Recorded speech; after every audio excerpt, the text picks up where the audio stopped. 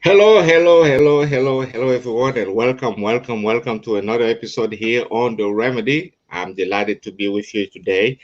I'm your host, Pastor D, and I am not alone. Of course, I have my crew with me, the lovely Woody Dawson. Look at you. Well, hello, sister. Looking beautiful. How are you today? I figured it was cold, so I'd wear like a cute little fall hat. So I love it. So, what's going on? What's going on with you today? Can you hear me all right?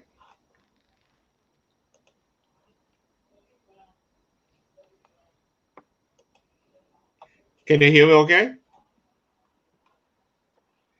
All right, so we're gonna move right to Jimmy. What up, Jim? Hey. Can you hear How me you okay? doing?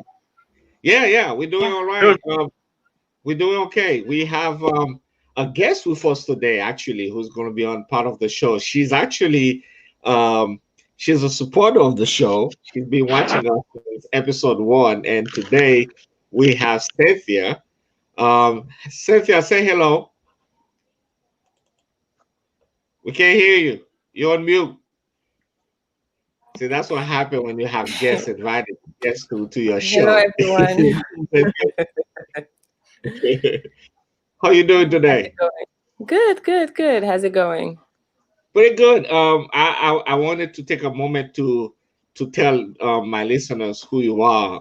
For those of you who don't know, Cynthia Woodward. She's from Haiti. She was born in Haiti, born and raised. She's a married woman, married to a friend of mine, good friend of mine, Keith. Keith Woodward, Pastor Keith, as I call him. They have two boys together, Ethan and Zachary. But Cynthia is also a social worker. I found out that she's been working in that field for a while, which is awesome because I'm also a social worker as well. I don't know if you knew that. But one thing that if you spend time talking with her, you'll find out pretty soon that Cynthia loves the Lord. She's been a Christian most of her life, and she fights against injustice. And she loves politics. Now, here's a Christian who loves politics. Go figure, right? And she loves to travel. So, Cynthia, thank you so much for being with us today. It's a pleasure to have you. And of course, our lovely Pat, she's on her way. She's coming soon. So I want to ask you guys, have you seen this movie called Cuties? Yes. Yes. Is that a yes for everyone? We all have seen Cuties. yes. Yes. Okay, so spoiler alert for those of you who are watching this show, if you have not seen Cuties, we took the liberty to watch it for you so you don't have to, right, Woody? yes, that's what I say. We watched it so you didn't have to.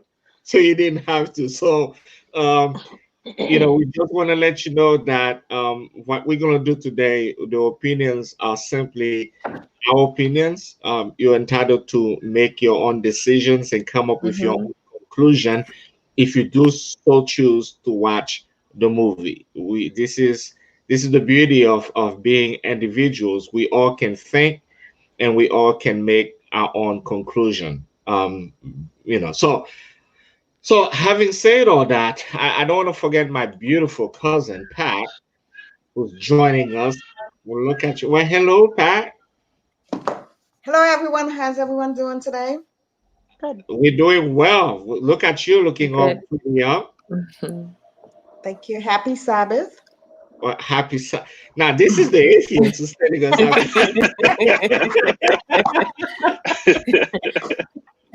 She's starting already. Starting already. I don't know Starting about you, all. man. I mean, you're getting all twisted up.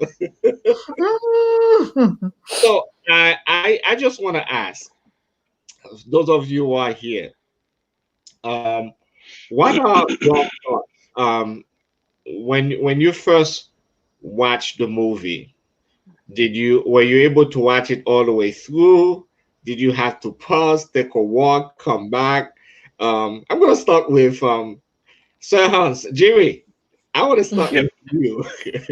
um, what was your thoughts when originally you sat there and you watched the movie? I understand you made your wife watch the movie. Did you guys remember that part? He actually couldn't finish it, I heard, but you made No, your no, wife. no. He wanted his wife to watch it first, just in Yes. case. So Really? the thing is that if the FBI came, it was going to go to the wife and not him. So I Yeah. wanted to know how that was. So Jamie, tell Yeah. us a little bit about that. So if those of you who don't know what we're talking about yet, still, we're talking about the movie called Cuties on Netflix that's creating such a storm in social media today. So Jamie, tell us a little bit about your view your first reaction saying Cuties. Well, like you said, I did have my wife screen it first, so it wouldn't appear in my history, and I did watch it on her profile. So when I was watching it, though, I was um, I was surprised, and not in the sense that people would think I was surprised. It was just not what I expected as far as the public outcry. It was a whole lot more tame than I thought it was going to be. I actually did have to stop, but not for any other reasons. I was hungry, so I had to stop. Cause as my opinion, the movie was kind of eh.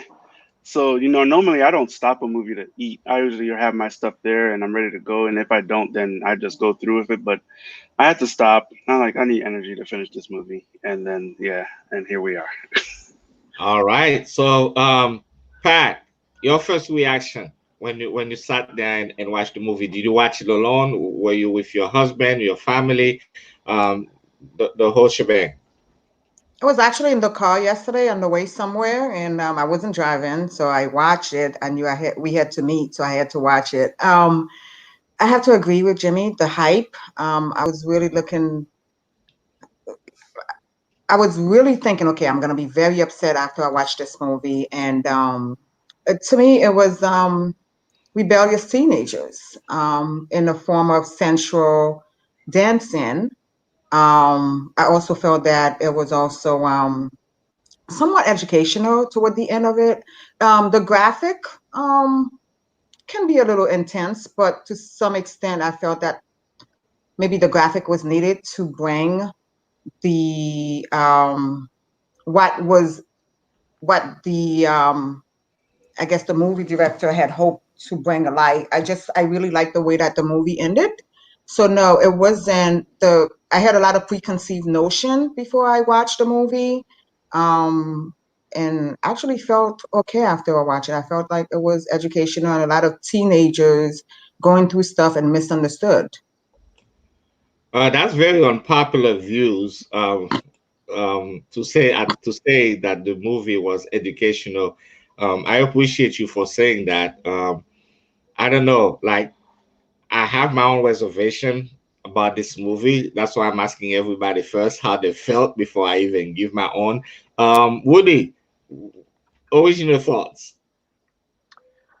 So I had seen the French poster before I saw the American poster, and I think I went in with that kind of lens, and I did a little bit more research on the filmmaker and the purpose of the film. So I went into it thinking, okay, let me see what happens, and I I'm with Jimmy. I think the movie was mediocre, but that's just like my personal kind of like film, maybe snob opinion. Who knows? Um, I didn't think like watching it. I didn't have a visceral reaction, because I grew up in Miami and I watched and was a part of like 90s hip hop dance teams, majorette style dancing, and we they were young. We weren't 18. We were booty popping. Now it's called twerking. You when I drop it like it's hot. right, you know what I mean? Like, you know, you spread it low, like we did all of those things. And so for me, I just was like, okay, I see, like, I saw what happens when like people get angry on social media and don't take their time out to watch something. Um, and so that's my like opinion that like it got caught up in controversy. And I thought it was great marketing, honestly, by Netflix, because we're here talking about it. And I don't know that if they didn't put the poster out and if there wasn't a controversy, that it would have gotten so many views, because people then got curious, like we all did. So yeah, I mean, from a marketing standpoint, I thought it was actually kind of smart. I don't know that they thought that it was gonna get the whole like cancel Netflix things, but like let's be real, how many people are really going to cancel Netflix? You know what I mean? And so yeah, that was my first kind of thoughts on it. Awesome. And so, last and not least, Cynthia, same question for you. What do you think when you first sat there and watched this movie? Your first original thoughts. When I saw the poster on social media, I was like, nah, Netflix went too far, because, to see that type of graphic for, not even teen, like kids. And I watched it because I was going to be on the show. And of course, like Jimmy said, like Woody said, I didn't see, they hyped it up, I guess, to have people go see it to get views. But I didn't see, I mean, it was graphic. Some scene was graphic. Like Patty said, some were educational. And Netflix did what it needed to do for us to see it. Like, we're talking about it.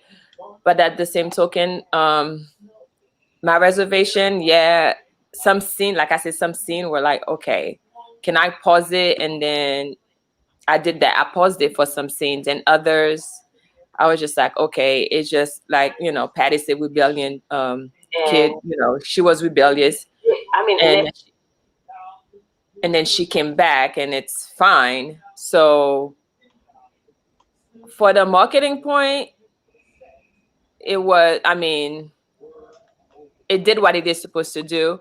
But was it a film that if I wasn't going to be on the show, would I watch? No, I would not watch it.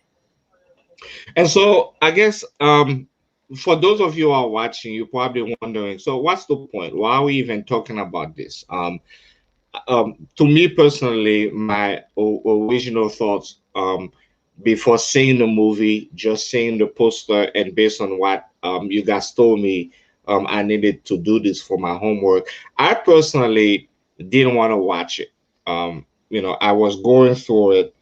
Um, I was going through it a little bit before I could finally say, okay, Monday, pull out a pen and a piece of paper, consider this a classwork activity, and just do it. But having said that, I think, my thoughts process went from, I'm gonna be so shocked, so turned off by this movie, to, okay, there are some elements in this movie that are definitely too much. Having said that, I also feel that, as Pat say, if you are looking for negativity, there's plenty there for you. But if you are looking for um, things that can stimulate a conversation with you and your family, or with you and your teenager, there's plenty of that as well. So let's do that. What do you mention, from the offset, that the poster itself was designed in such a way that it was provocative. So was it intentional? I don't know, but having seen what Hollywood is able to do when they want people to watch movies, I'm thinking Netflix can do the same thing, and they may have done exactly that to get people like we are doing right now to talk about this movie. So it was indeed provocative, but when you sit there and watch the movie, guys, come on, I'm gonna be now, let's just fight right now, okay? When you first sit there and watch the movie, it was uncomfortable for me, um, s- with certain scenes. I feel that the director, she she wanted to get our attention, and she did. she wanted to also expose us, because that's the society where this is what's going on in our society today. So she really wanted to put it in our face. But at the same time, I also felt that she went too far. Um, so Woody, I'm going to ask you, because you work in that field from a creative standpoint, do you also feel that maybe the director went too far, to expose us? So, okay. I'm gonna. I mean, I have, from a creative standpoint, I have issues with the film, but honestly, and some of those dance scenes aren't it, right? Um, I think that there are scenes that could have just been shorter, and it could have gotten the point across, and I think that's part of like, I think that's like part of it is like you want people to feel uncomfortable watching it and putting yourself in that position of, if I'm watching a video of little girls dancing that way, how am I to feel? For me, like I said, like if you go on TikTok right now, if you go on Snapchat or Instagram or any social media of a lot of young kids, that's what they're doing. Mhm. So for me, um, while I think like maybe like you said, you felt like some scenes were too long and maybe it was too graphic. It is what's happening. You know what I mean? And I think we want to turn a blind eye and say, oh, this film is terrible. Like I read somewhere that somebody was like, how dare they make the people who were auditioning for the film twerk? Well, you got to know how to twerk to be in the film. Like, Agreed.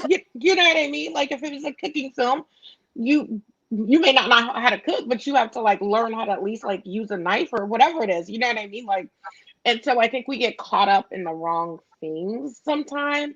And so I think that again, it was very purposeful for the production, or not the production company, for the distribution company, Netflix, to put that poster out. I don't think that they thought that they, like I said, that it was going to go as far to say like cancel Netflix.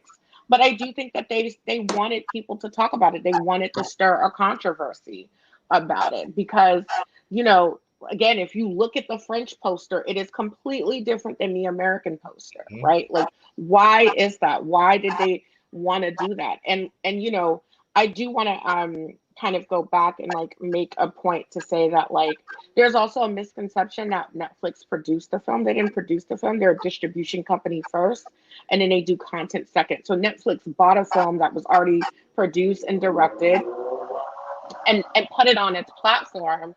And so we can have a whole conversation about what type of content Netflix has on their platform. I think that's very different. But I would implore everyone here, if you have a teenage or preteen child, to look through their social media feed and tell me that like you haven't seen that. I also like, you've been to parties and you see little kids dance, like you'll be like, oh, cool, yeah, or twerk or whatever it is, Exactly. and you standing there laughing like, hello, it's the same thing. So I don't But know. I mean, I'm hearing you.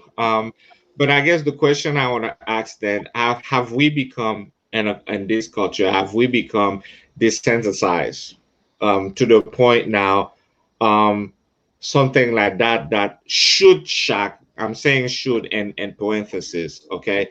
That should shock us has become the norm.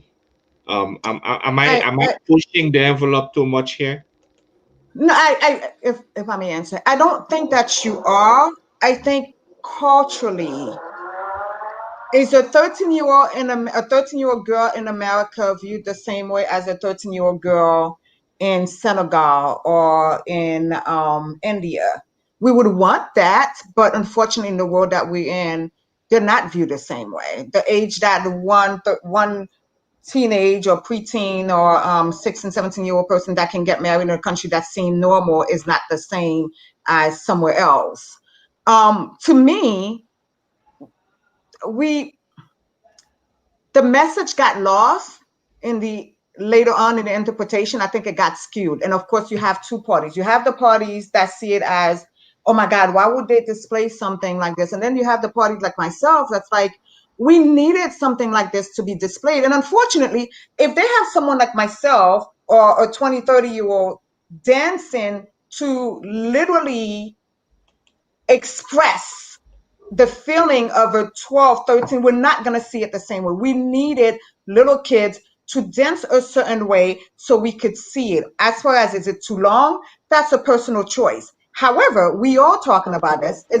This bring controversy, and this is something that's been in existence for centuries.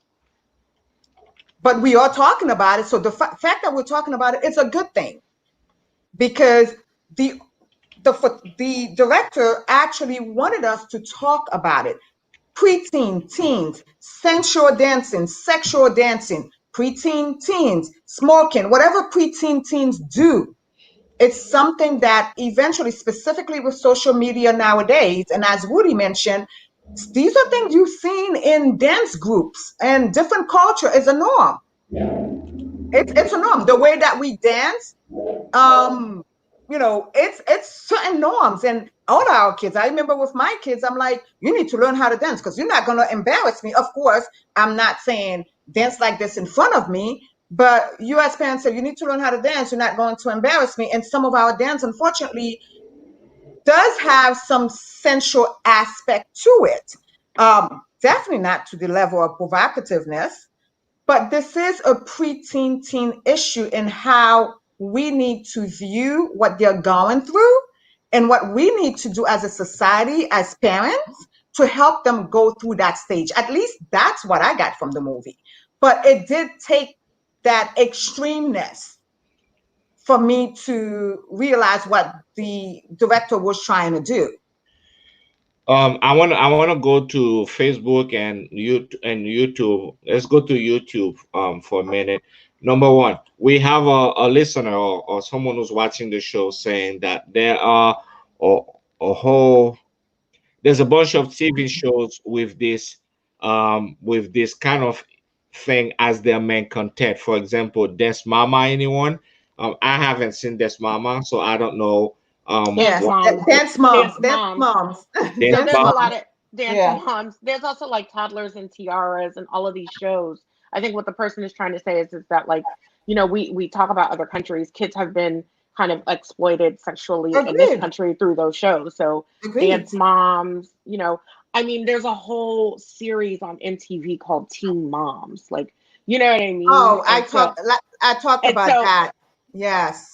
Go and ahead, so I'm Woody. not saying, yeah, sorry, I'm not saying that it's that extreme. I'm just saying that this like hyper moral kind of like position that we took is is false. It's BS in my opinion. You know what I mean? And I had text someone today and I was like, "Hey, check it out." And they sent me an angry face and I'm like, "Well, listen to us and listen to what we have to say." I think the thing is that we get caught up in, again, the controversy of social media. No one is taking the time to really research and like figure out what it really is, right? But um and so yeah, dance moms, I think toddlers and tiaras is There's a problematic. lot. There's a There's a lot lot. of these shows on TV that are problematic that we're not up in arms on, You're and not. and Okay. Teen so Mom yeah. has had what, over a decade? I was just talking to my family about that. I can understand the reason why it was formed, but to continuously have that, I don't necessarily agree. So I think that a lot of people, including myself at the beginning, was just, you hear the hype and you said, oh my God, this is bad. But I'm not promoting the movie. But for me, I didn't think it was as bad. And the message that I received was, this is an issue that we need to deal with. We need to deal with. And if you have teenagers, this is in the form of dancing, like I said, but there are other issues within our teen population. We need Uh, to come together as a society. and we're gonna put a pen on that part because we're gonna come back to that, how to deal with this. This is Wendy from YouTube. She said, "Cuties did shock me even as a kid on social media who sees and does this type of things. Like, yes, I see videos of other teen dancing and tweeting, but The main character intentions to me were wrong. This is coming from a teen reviewing this movie. Okay. Um, Another viewer from YouTube say in America, sex sells. What's sick is that people don't care about their age. Okay. Um, Someone else, Church Charles, say I actually think it needed to be done to show us what work we need we need to do and what work we need to do with our kids. The movie was informative to me. So That's how again, I see it. That's we how are I see it. reading all of this. Um, so let's dive a little bit deeper, if I may. And I hear Pat say it was educational. One of our viewers say that the movie was informative. Um, so let's talk about are there any good things that you were able to live with after watching this movie, besides being shocked? Is there anything else that you can say that, or were you shocked? I mean, some of us were maybe shocked a little bit more than others, but is there anything positive that you can say you walk away with from watching this movie? Well, I can say once she I guess towards the end she was dancing, and then it's like she has the epiphany. Hey, it clicked in, and Mhm. then she went home and she became a kid again. I think that's the only positive way. And of course, another positive thing, her mom stood up to the auntie when the Spoiler auntie was alert! bashing. I'm sorry. Spoiler alert for those who haven't seen the movie. Oh, Well, sorry. she has to mention them because they all positive. We Yeah, just want to say, spoiler alert, if you haven't seen this hey, movie, I'm sorry, guys. we have When the watched it for you so that you don't yeah. have to go through it. Okay, so You don't have go ahead, to. Cynthia. we, we are giving So you the Cliff Notes version. there you Hey, go. So when she came home after the dance and the auntie was bashing her and her mom stood up. So I think she needed that to say, "Hey, I have," like she was yearning for that. Her dad left. Her mom was had she and her mom had a disconnect. And then when the auntie stood up, then she felt like, okay, I belong again. Because if you look in the movie, she was playing mom to her little brother as well, where the mom was so distraught within her marriage that she didn't have a connection with either the daughter or the son. So I mean, that's the good part of the movie I can take. okay, all right. One of the nagging things about, well, okay, it's not the good part. So we'll go. I'll let you go to the next No, I question. have to say I feel the same as Cynthia. I do think that these two parts were very positive. I love the way the movie ended. It didn't have to end that way, but I really, at least for me, that's the informative, educational part of it where something went wrong with your life and eventually you realize it and she became a kid again or a preteen again. So I like the fact that it ended that way. All right. Well, I don't know. I'm kind of in the middle here, guys. Because I look at this from the perspective of a parent.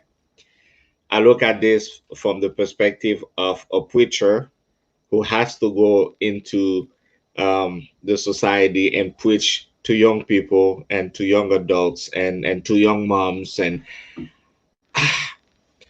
what are we really saying here?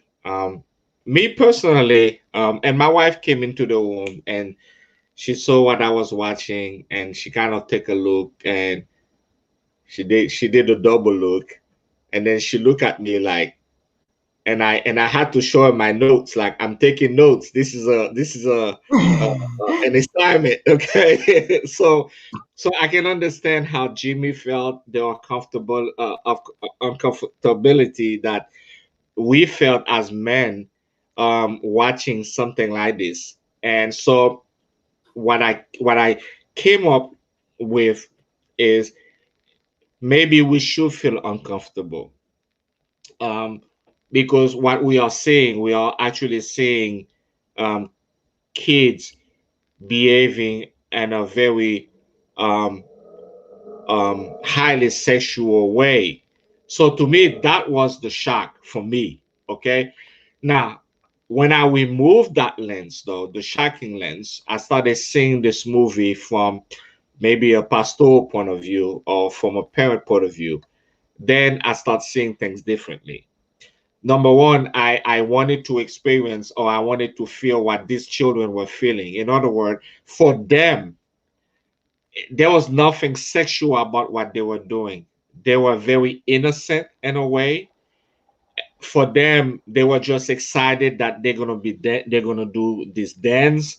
For them, it was trying to fit in, and they and their little heads. And again, this is again, we're gonna talk about that if you guys allow me to right now. Talk about that age of innocence, that awkward age between 9, 10, 11, 12, 13, where you're not quite an adult yet, but you're not quite a toddler anymore, or it's a very awkward age, and as parents we don't know what to do, or maybe we don't really know how to handle that moment with our kids, and the kids themselves, they don't know how to deal with that. So I want to hear your thoughts on that alone, that awkwardness, and the fact that for these kids there was nothing sexual about what they were doing, and in fact they don't know, they know absolutely nothing. If you watch the movie, you realize they know absolutely nothing about sex and things like that. So go ahead, guys. Can I I go? want to, Oh, go ahead, Jimmy. sure. Sorry, no, go ahead.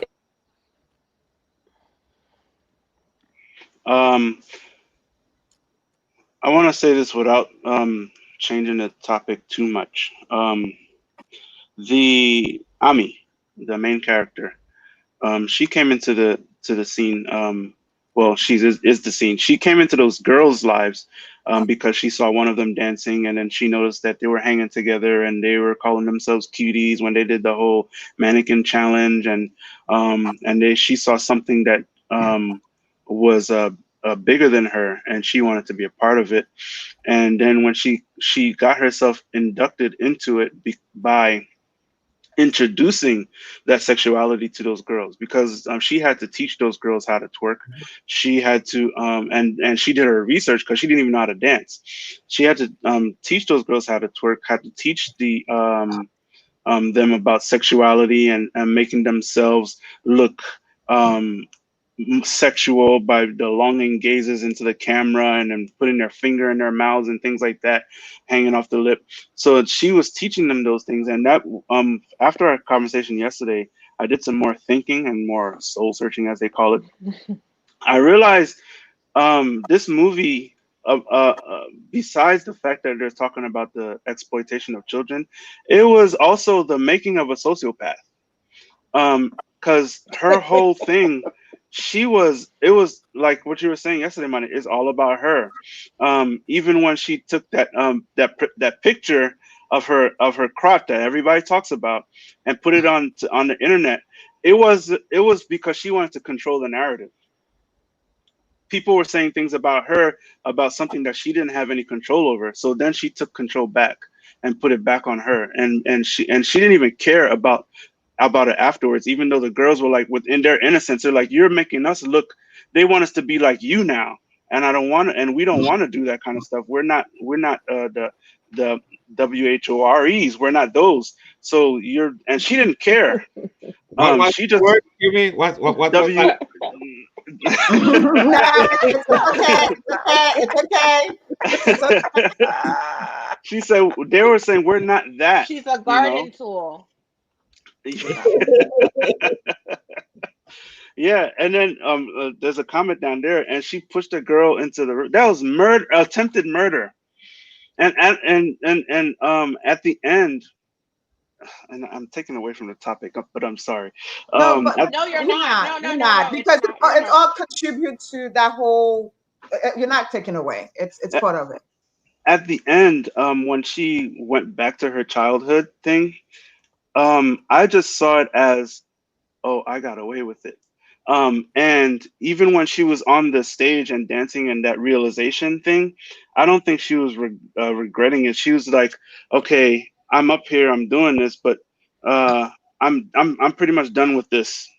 And it's not the feeling that I wanted.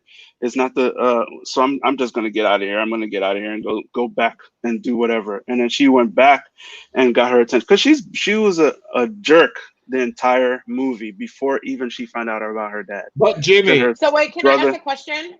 Can I ask a question? yes. What makes her? Because I mean, I hear what you're saying, but I just want clarity on something, right? You said that at one point she wanted to take control of the narrative that people had around her, and then you also called her a sociopath. So, so I want clarity on which part makes her the sociopath. Was it her throwing the other girl in the river, or her not feeling whatever, like empathy or whatever?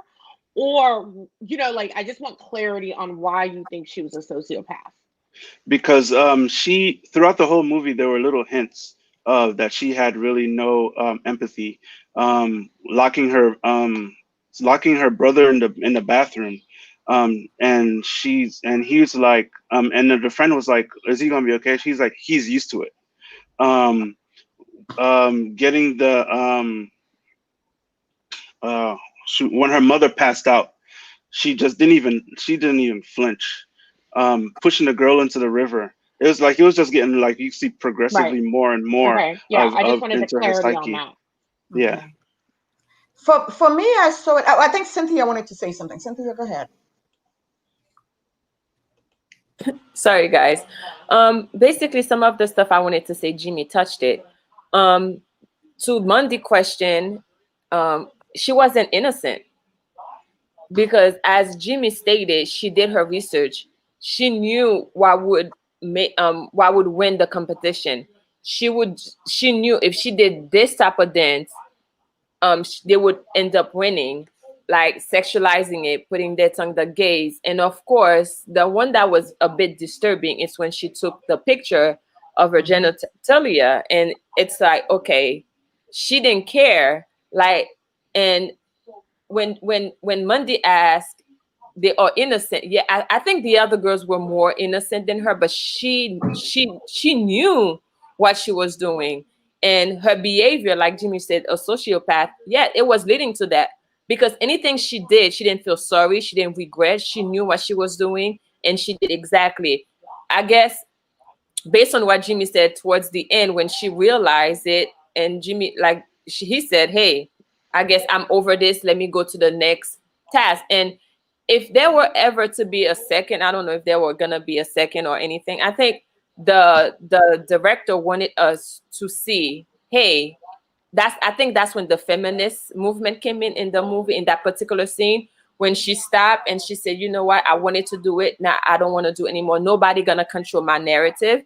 I'm gonna control it. I'm gonna say what I need to do, what I don't need to do. No one can tell me what to do. So at that moment she decided she's going to stop and she's gonna go back to being a kid. And I don't think she felt sorry, and I just think that she wanted to control who she is, and she didn't want to do it at anybody else's guidance. So that's what I Pastor got. V, for me, and I hear the both of you, but what I saw was it's a teenager or preteen who didn't have the love at home, and she wanted to fit in. And she wanted to fit in at no cost. The more obstacles that came her way, the more she wanted it, which is typical at that age. The more the other girls didn't want her to do certain things, so she kept on doing, hence the reason why she took that picture. And even when it got to the level that it did, she still went and participated. It was at a point where she wanted to get what she wanted to get at whatever cost. We can call it sociopath, we can call it however. It's a teen that's missing something, that wants to fit in, and she feels that right now it doesn't matter that my mom had an issue, it doesn't matter that my brother has a problem, it doesn't matter that I just left my grandma. I'm going to do what I need to do for me. And at that age, how much of a true comprehension can we say that teens really have? When you want, you want. And Is again, it true that can I ask sorry, Pastor, I just want to, go because I know ahead. you and Cynthia are both social workers. From what I've read, you don't, like, teens' brains aren't fully developed until you're in your early Exactly. 20s, right? Exactly. Like mid Exactly. 20s. Yeah, Yeah. mid 20s, right? Okay, I just wanted to kind of get clarity And, on and that. and Sorry, that's Pastor. usually the reason why with teens, what do we say? Oh my God, they're teenagers. You know, you have that statement. They're teenagers. You expect them to be in a state of chaos. And like I said, This is this movie is showing us sexual and sensual dancing, but we could take that same exact thing and put it on other factors that preteens go through. And it's chaotic. yeah, and I mean, as shocking this is to me, I don't know. Perhaps we are reading into it a little bit more than we should, and that's okay. Like I say, everybody's gonna come out with their own opinions on this movie. Um, I'm thinking from the perspective of an 11-year-old girl who was sheltered. From watching this movie, she was sheltered. There's a lot about the world outside of what she knows that she doesn't know anything about. Even the phone, she stole the phone and kind of figured out how all of the internet, and no one taught her how to do all of those things. That's the age we live in. Our kids, they ahead of us as parents when it comes to technology and things like that. You realize in the movie she found the phone and automatically she knew where to go, what to do her research. Now, where did she get the stuff from? I think that's the question. um, what is out there for our kids to watch? Here's a girl who wants to, and quote, she wants to make sure that her friends accepted her. Since they were dancers, she went and figured out how to dance. And unfortunately for her, the videos she was watching, they were dancing, but they were very provocative. I don't think she understood what was going on in these videos. Um, Again, maybe it was done by accident, or maybe it was done purposely by the director to put it this way. The only thing that I would say was really too much is when she was with her cousin and the cousin wanted that phone, and she automatically assumed if I start undressing myself or whatever, he will let me have the phone. That Right. concept of a teenager, Yeah. that's not, most teenagers don't think that way, they don't process that way, but she did. To show you again, I'm going to take us to another level now. uh, this is a child who kind of grew up in a sheltered environment, and not a Christian environment. What's the word? um, Godly environment, Religious. religious Yeah, environment. Thank religious. you, Jimmy. Right? And this is the same person who became the ringleader, teaching those other kids that most of us will look at and say, those kids are rotten. Look what they're wearing, look at this and look at that. And we pass judgment on them. And then the one that's really sheltered is actually the ringleader. Just to show you that at the end of the day, we are all the same. The Bible says we all fall short. we all have sinned and fall short of the glory of God. This is a perfect example to me to illustrate that, how it doesn't matter whether or not you grew up in a Christian home or in a godly home, or you didn't grow up in one. Most people tend to experience the same struggle. And this is an example of a kid who was going through some heavy struggle. Your thoughts on that, guys? I would say that that point when you just said that, it made me think of a scene of what kind of may have triggered her to do that. It made me think. I don't remember if that scene came before or after when she had her first period, and the auntie said, "Now you're a woman. When I was your age, I got married." And when you said that she started, why would she think to undress herself in front of the cousin? I was that right when you said that, I thought of that scene again, and it made me think of maybe she was thinking, okay, since I'm technically a woman, if and after, and that's supposed to be the biggest blessing, he'll give me the phone, Right. because he sees me as a woman, a potential wife or whatever like that. That's one way.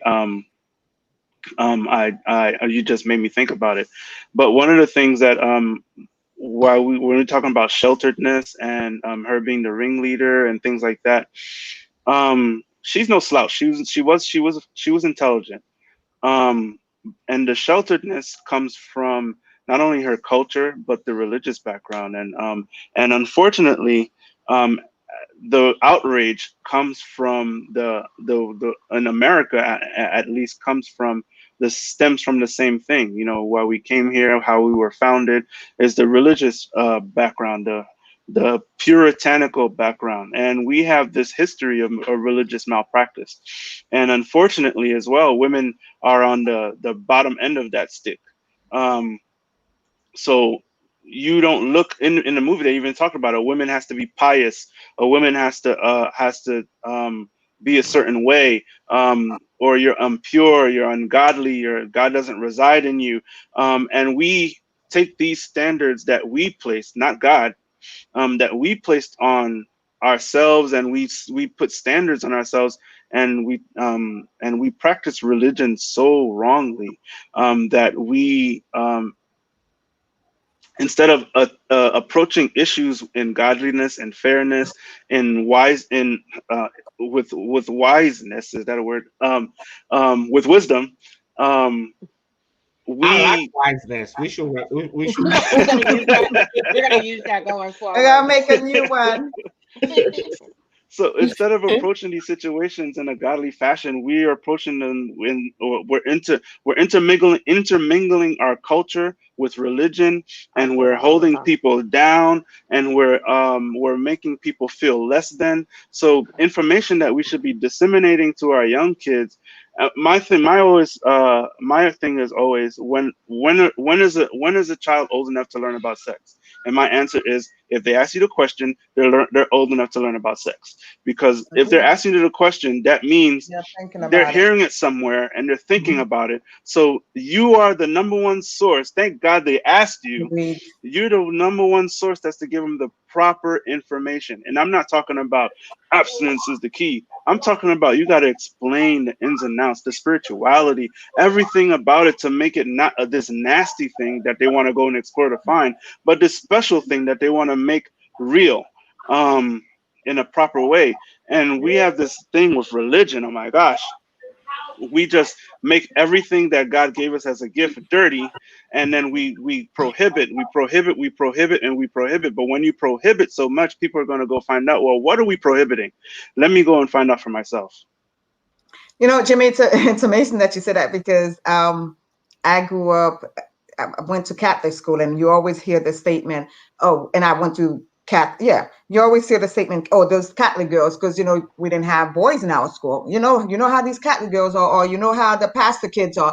So because of the prohibitive nature, it's usually where these kids are, when they're out, they're wilder than normal because people are always telling them, you don't do this, you don't do that, you don't do this. So what do you want to do? You're going to go and find out. And I totally agree with you that within the whole religious spec, we need to look at this. I think Markel also mentioned sex sells. Kids are looking. The internet is out there.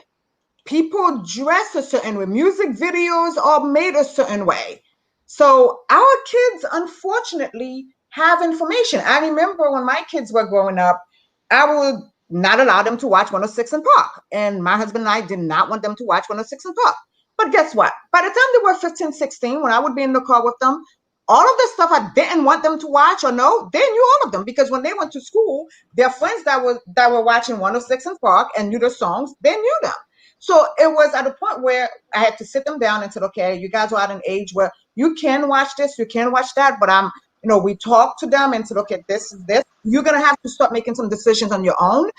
But as prohibitive as we want to be as parents, if not from us, they will go find it somewhere else, specifically nowadays.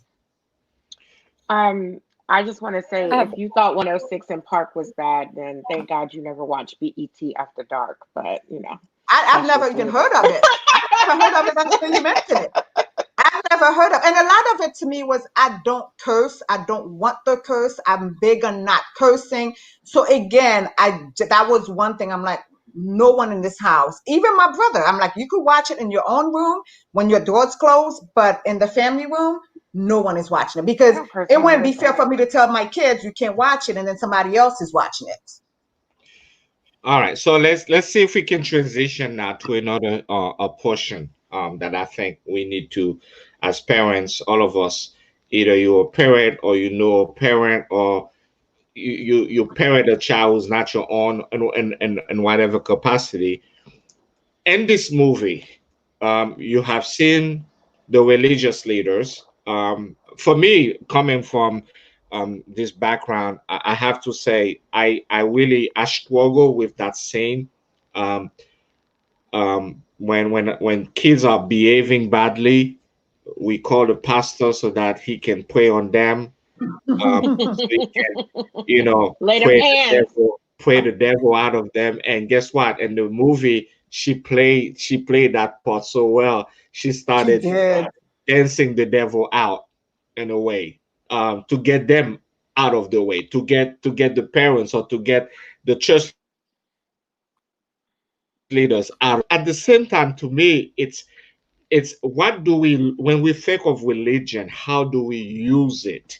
Um, Here's a situation where clearly the girl needs some love, or the girl needs a hug, or the girl needs guidance. But what she gets is more like, this is the way things are from the auntie. This is what life is going to be for you. What she gets from the mom is, you will have your period. You're a woman now, and walk away.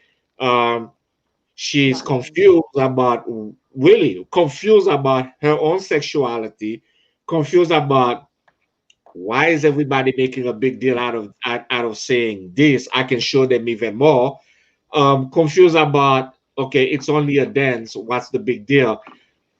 I don't know. Now let's look at this from not from the kid's perspective, but from a parent perspective. What should you do, or what could we have done if this was your own child? um Based on what you realize from the movie, what do you think the mother did wrong or the auntie did wrong, so that perhaps we can figure it out what we can do for our own kids? Because as you have seen in the movie, what you have seen in the movie is exactly what's going on in our homes. Okay. Pastor um, D, can, Go ahead, Woody. I have 2 points. One, you asked about how people use religion. I think a lot of people use religion to weaponize their own morality on people. I think people pick and choose certain parts from whatever they either take from the Bible or what they feel, um, and use it to kind of police how other people act. And I think um, and I think that's when Jimmy talks about like the religious malpractice. I completely agree with that. The other thing is that we haven't talked about, um, which I think is also really important, is that like how we as adults sexualize kids before they're ready. And I think by telling a young girl that when you're 11, 12, 13, whatever years old, your body's changing. You're so confused. You have this like your period, it's called so many different things, the curse, your monthly bill, you're a woman now, you're all of these things. And instead of somebody talking you through that process, it has all of these negative connotations to it, and then you're put out into the world, right? And so what could have been done? It's the conversation that you have about like, one, that your body's going through this process and it's changing. It's a physiological change, right? That like you can't control. Your hormones are different. and here and you're going to be this way for, you know, the next 20, 30 years, depending on when you get the other curse, which is menopause. Which, you know, that even that kind of language about like what our bodies go through is like almost a negative connotation to it, right? There's that part. The other thing is that like, you know, what we as adult put on kids, like even when the way that they dress, you're like, well, they're dressed sexy. The little kid is not trying to be sexy sometimes. They just Yeah, like the yeah, outfit. You know what I mean? Like, or they're dancing. They may not be, they're not doing it to be sexy. So we as adults, we sexualize kids and we put things on kids that they themselves are not aware of. And we have to take a step back and say, wait a minute, like, what am I doing in this process that's helping like sexual? You know, I tell people all the time, I was sexualized very young. I got, you know, I was in a training bra at like 9 or 10 years old. I didn't know what that was. I didn't know that. Like, you know what I mean? Like, I just had to put a bra on, excuse the language, and go out and play again. But then I noticed that adults or people who were older than me started to look at me different. And hmm, so, you know, they sexualized me. And then I realized, and then, you know, you get to a certain age as a woman and you're like, oh, which is what happens with her and her cousin, right? Like, oh, oh, they're looking at me this way. Well, then I can get this. And, you know, and then we weaponize it. You know what I mean? Like, yeah, we have to kind of have this conversation about like what it is that we are doing to kids at that age and the disservice we are doing to them, especially little girls, when it comes to their body, when it comes to what's happening to them physiologically and also physically. It's changing. And so, yeah. correct. What's that? I want to go to, just before you speak, Jimmy, I want to go to some of our viewers who are watching the show. First of all, I want to say thank you to those of you who are watching the show on Facebook and on YouTube. We appreciate your love and your support. Don't forget to subscribe to our YouTube channels as you are watching us. So this is, again, this is coming from a teenager. She said parents should help their kids understand sex and sexuality because that is how children get misinformation. It is normal for kids to research, but parents should direct those researching. This is a powerful statement. This is again from another kid, Melody. Parents need to understand that there is a fine line that preteens are going to, and the more pressure you put on them to confine them, the more they're gonna push. And I think Jimmy, last night we kind of talked about that. We're gonna take a moment here to talk about this because I think it's important when there's peer pressure going on in the lives of kids, no matter what, at that age, that awkward age. So there's intense peer pressure that they go through to know more than but they want to know more than the adults are willing to tell them. And that's the problem. And so when we're not ready or willing to tell them, they're going to go and find out anyway. But unfortunately, as you have seen in the movie, they learn from each other or they go Mhm. online and read and research it or try to capture a boy taking a leak in the bathroom. Very inappropriate. But in their minds, in their innocence, they just trying to figure this out because no one else wants to tell them. Um, then I'm gonna come to then there was a say on religious leaders. This is from Bianca. She said religious leaders do not know how to handle or teach children or sexuality, nor do parents, especially now. She mentioned Haitian parents. Now, Oh I'm yeah. gonna say it, whether you're Haitian parent or Jamaican parents or from the Caribbean or from the diaspora or from America, this is a topic that a lot of parents are struggling with. And even me, I still find myself struggling with how to really talk to my girls about sex or my boys about sex. Not too long ago, I was trying to talk to my son, trying to, that's the word, talk to my son about sex. He got up, he said, okay, I think it's time now for me to leave. Because they felt awkward. Uncomfortable. Yeah. Like they Yeah. feel Uncomfortable. awkward to talk about sex to their parents. It's almost like we're not supposed to have that conversation. But I'm like, Mhm. yes, we're supposed to have that conversation, because if we don't, where you gonna get your information from, or is it the accurate information you're gonna get? So again, your thoughts on this? Can I say something? So Absolutely.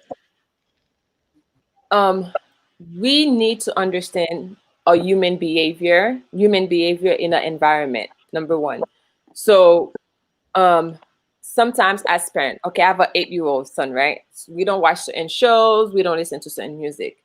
And he knew, like, was it he did this dance, and I said, so how did you know this, how did you learn this dance? He said, from my friends. As much as I don't want him to listen to it or to do it, then his peers are doing it. So what did I do? I spoke with him.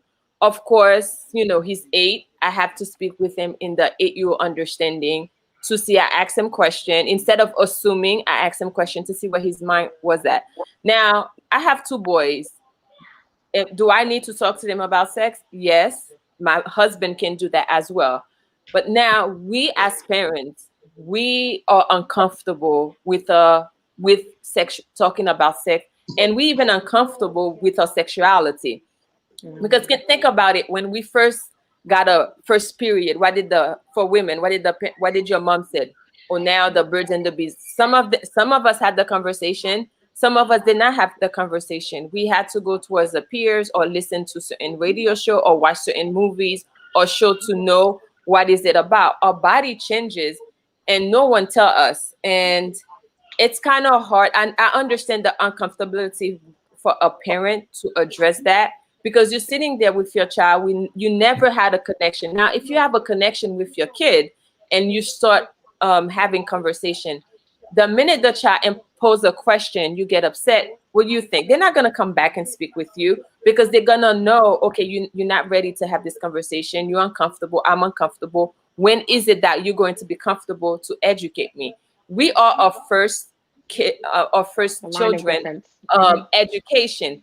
Hmm. We teach them, we're supposed to introduce certain things. Now if we feel comfortable about sex, you're not gonna address it, you're not gonna talk about it, and they're gonna find it however way we think. You may not give them any smartphone or anything like that. The minute they enter a public school or private school, any type of education, or wherever they go outside your control, they are going to find it. Now what can we do? We talk about it.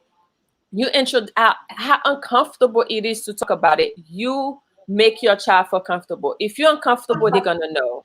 So you have to know the environment that we live in, the society we live in a um, social media society. um, I know some friends, they don't let their kids have social media, but guess what? If they around their friends, they're gonna know what social media is. Exactly. They, like, how they say the curiosity killed the cat. The more Exactly. you impose of it, the The more worst they it's gonna search be. for. Yep. It's like your mind saying, you know what, I want to know. Like some of us, we had bad sexual experience because our parents didn't sit and talk with us. Like, oh, Preach. don't do that, because if you Preach. do it, you're gonna get pregnant. No, it's not about if you do it, you're gonna get. Yeah, there's a potentiality you can get pregnant, but Cynthia. at the same time, yeah. Yeah, I I'm mean, sorry. I agree with you. I don't mean to cut you. No, You you're made a fine. lot of very valid point. But again, I'm gonna say my parents were uncomfortable talking to me about sex, and now as a parent, I'm uncomfortable talking to my kids about sex.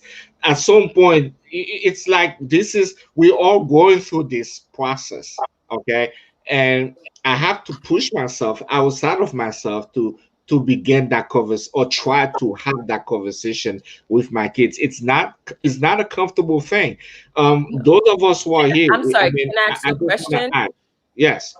I'm sorry. Now, as a social worker, if you had a client, how would you approach that client? Yeah, well, again, that's the thing. When you're Yeah. doing it with a client, for some reason it feels a little bit more natural. But when you do Yeah. it with your own kids, I mean, I gave you a perfect example of me trying to have a conversation with my son about sex, and he was like, okay, I think it's time for me to go, and he got up, literally got up and started going away. So it's, I think what I'm Can I, trying can, to can I, say is, can I, can I say something, Monday? yeah. Can I say something? For me, it's I've had a different experience. My mom was Haitian, but she was a different kind of Haitian. So she definitely spoke to us about sex, all four of us, put the fear of pregnancy in us, but spoke to us, I mean, the girls spoke to us about sex. And my husband and I, we spoke freely to our kids about sex. The one thing, though, for me, and Lewis has always definitely been more open with the kids as to reciprocate. When the kids, so we would speak to the kids, and when it was general information, it was totally okay. When my kids are very curious, when they would ask personal questions to my husband, he would be honest with them. When they asked personal questions to me, I felt extremely uncomfortable. Personal question like, well, how old were you, mom, when you lost? No, my husband would tell them. Me, it's like, are you kidding me? Like, I'm not, like, we're not gonna have that You conversation. Like, still a this is virgin, not, as far yeah, as they're it's not, concerned. like, are you kidding? Like, it's not happening. But my husband would actually tell them the truth, nothing but the truth. For me, till now, there's a lot of personal questions that they ask I'm not down to answering, which is bad because for them to answer the personal question is because they're trying to relate. If you're going to talk, and it depends on the age. Now they're all 21, 20, and 23. There's definitely some questions that I'm going to answer now that 15, 16, I wouldn't necessarily feel too comfortable. Where my husband was comfortable. And he always tell my kids, specifically my son, listen, I don't agree with smoking weed. I don't want you to smoke weed. But if you ever want to smoke weed, I should be the first one you smoke weed with. Now, Oh, wow. I look at him like, are you kidding me? But when you think about what he's saying, it makes sense. He's like, if he's going to learn it from someone, it's not something I want to do, but I would prefer being in the backyard with him so he learned it from me than going to somebody else. Now, the Haitian in me still having a lot of issue with it. But when you think outside the box, it makes a lot of sense. It makes a lot of that it should be coming from us, no matter how uncomfortable it is for us. And it's also uncomfortable for them as well. It's also uncomfortable. But the fact that they engage in those kind of conversation with us, it's telling us, hey, we did something right. The kids are talking to us. They're telling us, they're asking questions as uncomfortable as it make you feel. And Pastor D, you said something, I think Jimmy said something as well. The whole thing about the fact that so far, every single man that I know that I've talked to about cuties feel uncomfortable about watching it. That means we're doing something right. That means we're really doing something right. Was that the case 100 years ago? We don't know. But the fact that men are feeling uncomfortable, we're doing something right. What do you mean? They're feeling uncomfortable about watching it. Like when they hear about cuties, like No, they I understand that, but what do you mean we're doing something right? What are we doing meaning right that that makes you're it? bringing it, meaning that people, specifically guys, they're like, you know what? If it's about exploiting, looking at little 12, 13-year-old, I don't want any part of it. Jimmy even mentioned, I don't even want that to be part of my cell phone trail that you can see that I even saw this movie. I don't want any part of Mm, that sexual exploitation. Not mm. all. I What don't. about the Yeah, pedophiles? yeah. I It's don't. I think. The reason why I asked that question is because I mean, I'm not talking about Jimmy and the pastor on there, but I think that's the reason why the movie caused so much out controversy is because there is, sex trafficking, and that Mhm. has become such a thing that's on our frontal lobe. It's so, there it's we're more aware of it because it's become a really, really big issue.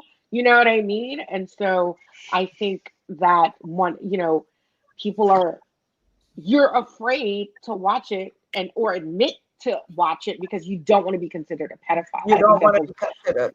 right, exactly. So I don't, I think that while I think that the hype about the movie itself was overblown because of social media, I do think that it is important for us. It was a good thing, not just to talk about the issues that she faced in her home, but it also kind of put this issue of sex trafficking in the forefront. in the front line.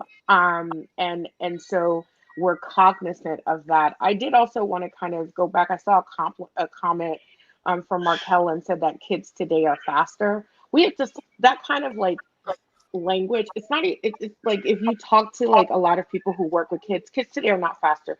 They have more access to things More because access. of social media, right? We're more aware of things, but it doesn't make them faster. We have to be front lines and we have to talk to our kids because we're assuming that all kids at all times are thinking about things. But sometimes when you talk to a kid, that same kid that you think is fast, that's not their mindset, right? And I think Mhm. what all the parents are saying on the call. I'm not a parent. I'm an aunt. I have 8 nieces and nephews. Um, from my brothers and sisters, and I have a bunch more.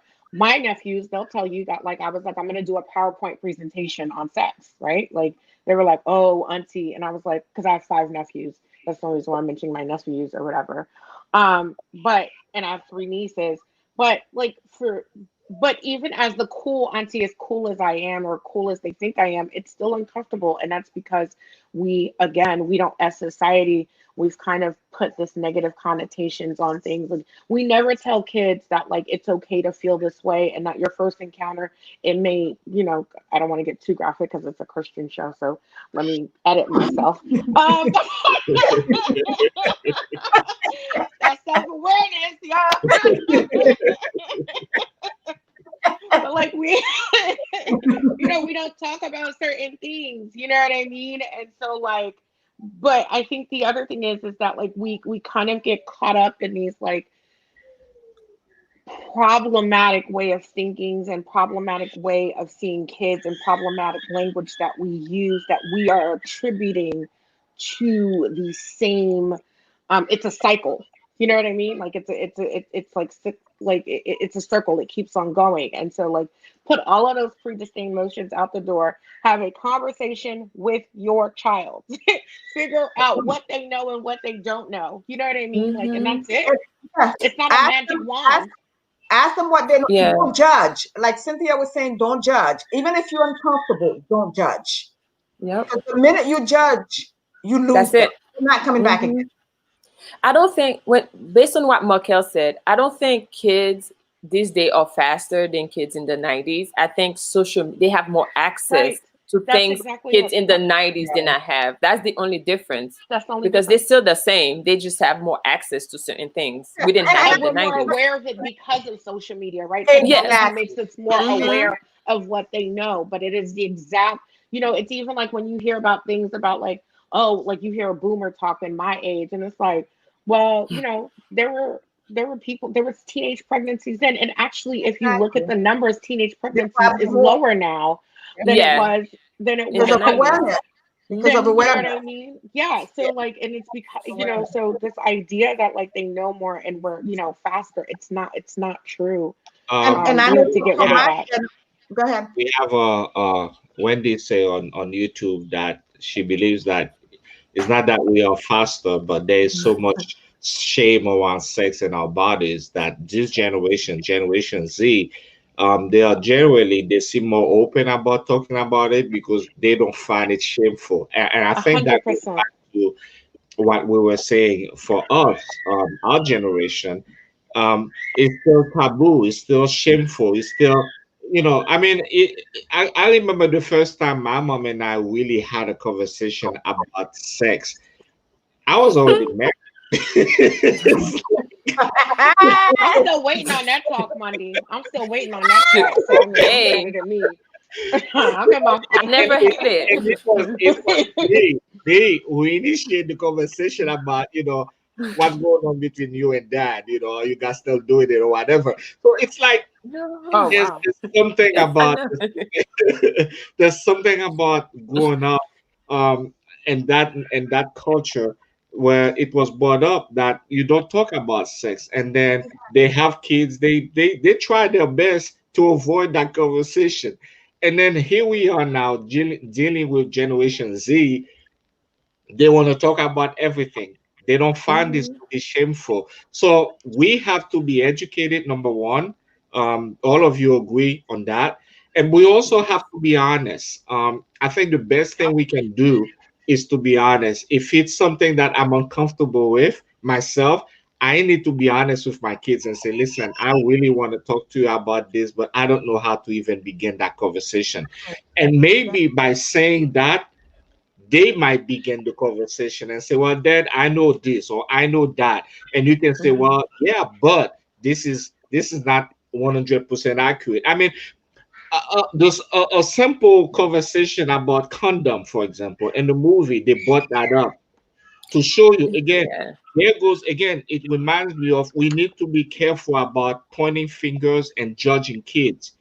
Because if Mhm. we were looking Yeah, at these no. kids from the outside, seeing them in the street, we will say, well, these kids are fast, or these kids are involved in all kind of stuff. In Right. reality, they know absolutely nothing about sex. Even the condom, the poor girl was blowing the condom to make a ball out of it.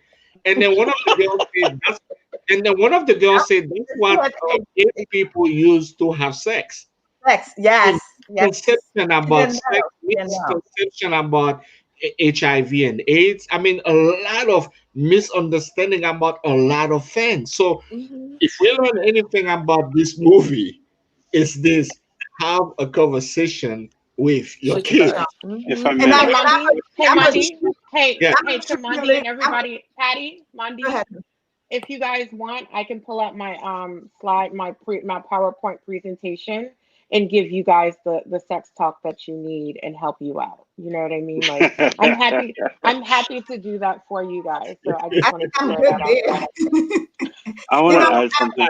I want to tell you, we're not alone because here, Church Charles say, I'm I'm still waiting waiting for for my. my.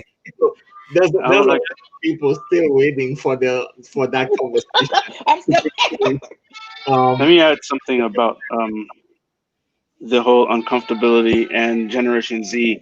Um, it all goes back to religion too, and how it was misused against us to make us feel dirty about everything.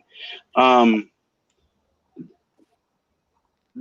the generations that are coming up, and I think one of the reasons that they're so disenchanted with church and religion is because now they have so much information at their fingertips that they can see through all the BS and all the stuff that us growing up, we didn't have that information in front of us where we can just call somebody on their lies right away. Um, we didn't have that ability. We always had to ask somebody. I grew up in the time when they came to your house um, with encyclopedias, and that's your information. yeah, I know that's Yes. right. Yeah, Yes. so that was their information. So that was now they before have. my time, Jimmy. I don't know anything about that. Well, when you get up into my age, I'll tell you all about it. But yeah, and so now they're able to disprove a lot of the things that are being said through church, and that's why a lot of people don't see people that go to church as intelligent, because we tend to Mhm. rely on spoken tradition, and we never read up and and empower our minds to actually interpret the information that we're getting and take out the stuff that's untrue and keep the stuff that's true. Because I guarantee everything that's true in there is still relevant today.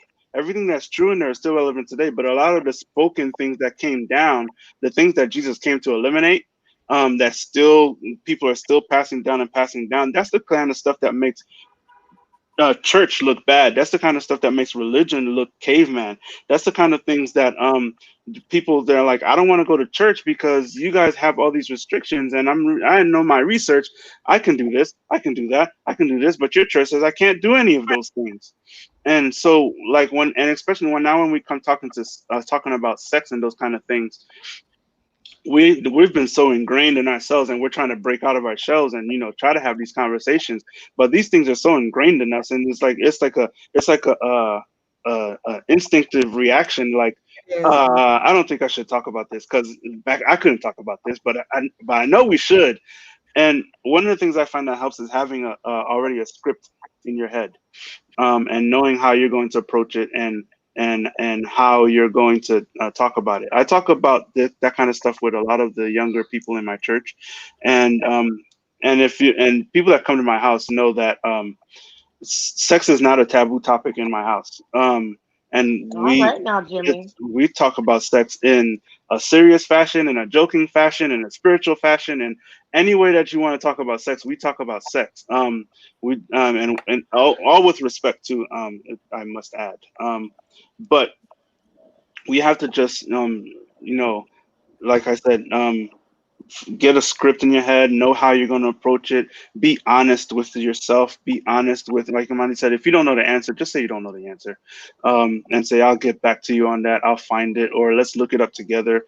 All these different things, because if you're honest and you're real, they're always going to come to you to ask the questions, and they're always going to seek you for guidance. Can I say something as well? Also, if not you, because there are some things that, as open as we were with our kids, that they're just not going to be comfortable. And Pastor D mentioned it with his son. They're just not going to be comfortable. We were fortunate. One of my very good friend, my neighbor, she became their pediatrician.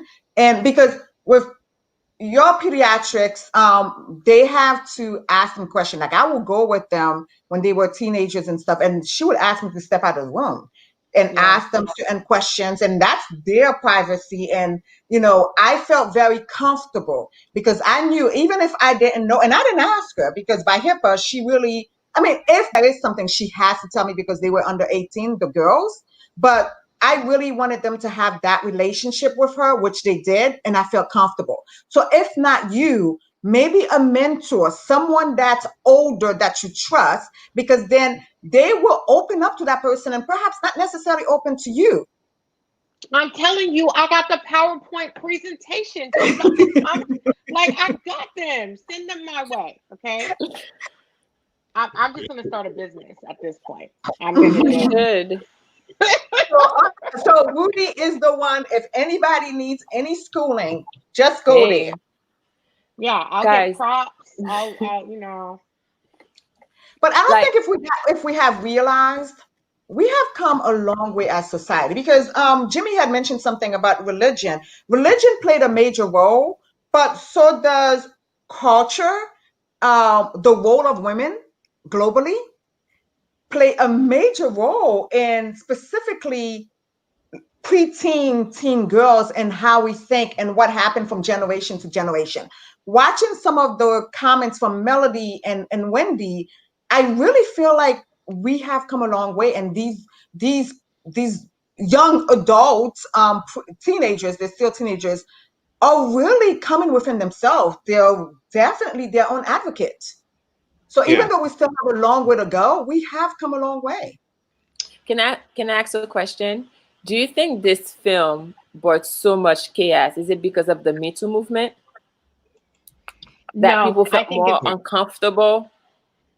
No. I don't think it's the Me Too movement. I think it's because we live in a polarized society right now, specifically when it comes to what quote unquote are conservative values with a big C, right?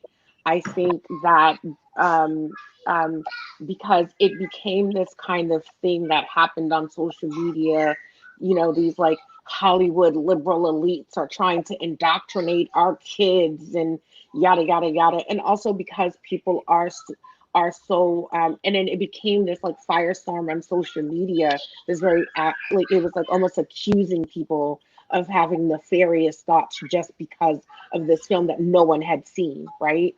I also think that because again, sex trafficking is very real and it's all in our heads, that like it was easy for us to be like, here's another movie that's helping with that kind of very important topic that's happening. um because like even if you look at the comments or the conversations, like the Me Too movement has never come up in the conversation about the Correct. film, you know what I Correct. mean? So I think that like and like right now we live in groupthink, that if you're on team A you automatically believe this, and if you're on team Mhm. B you automatically believe this, right? And so I I reached out to someone that I know who's older, and again, they weren't like they were like they didn't see the movie, and they were upset just the thought of it, right? Mhm. You know what I mean? And so, it's like we're not allowing people to have these like, Their own opinion. the fact that we're having this nuanced conversation, it's that people don't even want to have it. They're like, well, it's bad. It's about sex and it's Yeah. about kids and it's bad. And it's just because we're so willing to we're living in this polarized society that even having this conversation as Christians, right, as people of color, is good for us and kudos to us, but it's not happening. You know Okay. what I mean? This Well, whole preconceived notion. Hmm. we in this society. Our society is to the core hypocritical. There's a lot of virtue signaling going on. Yes. We don't even bat an eye that the age of consent is 16 in some places, but they can't vote, they can't drink, they Hmm. can't have all these other things. And then some other places they can, if you get your parents' consent, you can be as You young can as get married. 14 and get married.